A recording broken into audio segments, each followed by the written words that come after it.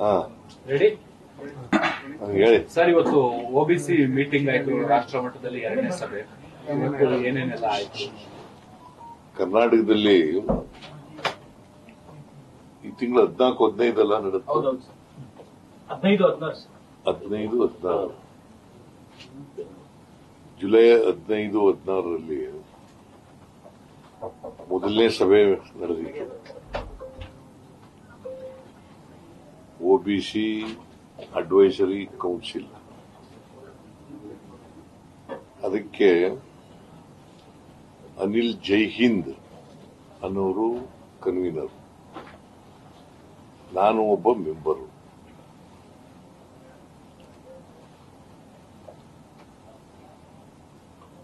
ಅದರಲ್ಲಿ ಅಶೋಕ್ ಗೆಹ್ಲೋಟ್ ಮೆಂಬರ್ ಇದ್ದಾರೆ, ಬಘೇಲ್ ಅವರು ಮೆಂಬರ್ ಇದ್ದಾರೆ, ನಾರಾಯಣ ಸ್ವಾಮಿ ಮೆಂಬರ್ ಇದ್ದಾರೆ, ವೀರಪ್ಪ ಮೊಯ್ಲಿ ಅವರು ಮೆಂಬರ್ ಇದ್ದಾರೆ, ಹರಿಪ್ರಸಾದ್ ಮೆಂಬರ್ ಇದ್ದಾರೆ. ಹೀಗೆ ಎಂಪಿಗಳು, ಎಂಎಲ್ಎಗಳು ಬಹಳ ಜನ ಮೆಂಬರ್ಗಳಾಗಿದ್ದಾರೆ ದೇಶದ ಇದರಲ್ಲಿ. ಯಾಕಂದ್ರೆ ಒಬಿಸಿ ಡಿಪಾರ್ಟ್ಮೆಂಟ್ ಇದೆಯಲ್ಲ, ಎಐಸಿಸಿನಲ್ಲಿ ಒಬಿಸಿ ಡಿಪಾರ್ಟ್ಮೆಂಟ್ ಇದೆಯಲ್ಲ, ಆ ಒಬಿಸಿ ಡಿಪಾರ್ಟ್ಮೆಂಟ್ಗೆ ಅನಿಲ್ ಜೈಹಿಂದ್ ಅನ್ನೋರು ನ್ಯಾಷನಲ್ ಪ್ರೆಸಿಡೆಂಟ್. ಅವರು ನನ್ನನ್ನು ಭೇಟಿ ಮಾಡಿ, ಮೈಸೂರಿನಲ್ಲಿ ನೀವು ಅಡ್ವೈಸರಿ ಕೌನ್ಸಿಲ್ ಮೀಟಿಂಗ್ ನ ಮೊದಲನೇ ಸಭೆ ಮಾಡಲಿಕ್ಕೆ ಆತಿಥ್ಯ ವಹಿಸಬೇಕು ಅಂತ ಹೇಳಿದ್ರು. ಆಯ್ತು, ಮಾಡೋಣ ಅಂತ. ಆತಿಥ್ಯ ವಹಿಸಕ್ಕೆ ನಮ್ಮ ಸರ್ಕಾರ ತಯಾರಾಗಿದೆ, ಮಾಡೋಣ ಅಂತ ಹೇಳಿ. ಹಾಗಾಗಿ 15-16ನೇ ತಾರೀಕು ನಡೀತು. ಅದರಲ್ಲಿ 3 ರೆಸಲ್ಯೂಷನ್ಗಳನ್ನ ಪಾಸ್ ಮಾಡಿದ್ದು.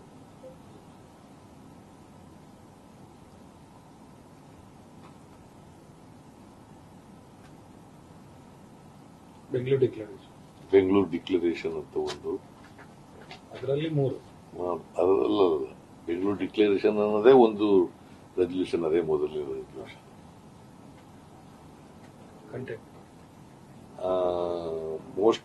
ಅದರಲ್ಲಿ ರಾಹುಲ್ ಗಾಂಧಿ ಅವರಿಗೆ ಥ್ಯಾಂಕ್ಸ್ ಹೇಳೋದು. ಬಿಕಾಸ್ ರಾಹುಲ್ ಗಾಂಧಿ ಈ ಇಶ್ಯೂನ ತಗೊಂಡಿದ್ದಾರೆ, ಸಾಮಾಜಿಕ ನ್ಯಾಯದ ಇಶ್ಯೂ ತಗೊಂಡು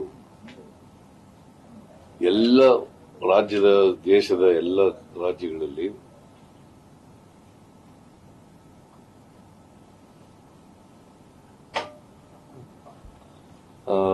ತೆಲಂಗಾಣದಲ್ಲಿ ನಡೆದಿರೋ ರೀತಿಯಲ್ಲಿ ನಾನು ಪ್ರಾರಂಭ ಮಾಡಿದ್ದು 2015ರಲ್ಲಿ. ಈ ಜಾತಿ ಗಣತಿ, ಆಮೇಲೆ ಸೋಸಿಯೋ ಎಜುಕೇಶನಲ್ ಸರ್ವೆ ಮಾಡಲಿಕ್ಕೆ ಶುರು ಮಾಡಿದ್ದು ಕರ್ನಾಟಕದಲ್ಲಿ ಮೊದಲನೇ ರಾಜ್ಯ. ಕರ್ನಾಟಕ ಮೊದಲನೇ ರಾಜ್ಯ. ಆದರೆ ನಾವು 15ನಲ್ಲಿ ಆಯ್ತು. 17 ನಾನು 2018 ಲೋಕಸಭಾ ಆಮೇಲೆ ವಿಧಾನಸಭಾ ಚುನಾವಣೆಯಲ್ಲಿ ನಮ್ಮ ಸರ್ಕಾರ ಬರಲಿಲ್ಲ. ಆಮೇಲೆ ಸಮ್ಮಿಶ್ರ ಸರ್ಕಾರ ಬಂತು, 1 ವರ್ಷ 2 ತಿಂಗಳಿತ್ತು. ಆಮೇಲೆ ಬಿಜೆಪಿಯವರು ಬಂದರು ಆಪರೇಷನ್ ಕಮಲದ ಮೂಲಕ. ಆಮೇಲೆ ಅವರೂ ತಗೊಳ್ಳಿಲ್ಲ, ಕುಮಾರಸ್ವಾಮಿನೂ ತಗೊಳ್ಳಿಲ್ಲ, ಬಿಜೆಪಿಯವರು ತಗೊಳ್ಳಿಲ್ಲ, ರಿಪೋರ್ಟ್ ಅನ್ನು ರಿಸೀವ್ ಮಾಡ್ಕೊಳ್ಳಿಲ್ಲ. 10 ವರ್ಷ ಆಗೋಯ್ತು ಅದು ರಿಪೋರ್ಟ್. ಸೊ 10 ವರ್ಷ ಇರೋದ್ರಿಂದ ಕಾನೂನು ಪ್ರಕಾರ 10 ವರ್ಷ ಆಗಿದ್ರೆ ಅದನ್ನ ಎನ್ಯುಮರೇಟ್ ಮಾಡಬೇಕು ಅಂತ ಇದೆ. ಸೊ ಹಾಗಾಗಿ ನಾವು ಎನ್ಯುಮರೇಟ್ ಮಾಡ್ತಾ ಇದ್ದೀವಿ. ಸೊ ಎಲ್ಲ ರಾಜ್ಯಗಳಲ್ಲೂ ಕೂಡ ಇದು ಮಾಡಬೇಕು. ತೆಲಂಗಾಣ ಮಾದರಿನಲ್ಲಿ ಎಲ್ಲ ರಾಜ್ಯಗಳಲ್ಲೂ ಕೂಡ ಮಾಡಬೇಕು. ಈಗ ರಾಹುಲ್ ಗಾಂಧಿಯವರು ಈ ಇಶ್ಯೂನ ತಗೊಂಡ ಮೇಲೆ, ಕಳೆದ 2 ವರ್ಷಗಳಿಂದ ಈ ಇಶ್ಯೂಸ್ ತಗೊಂಡ ಮೇಲೆ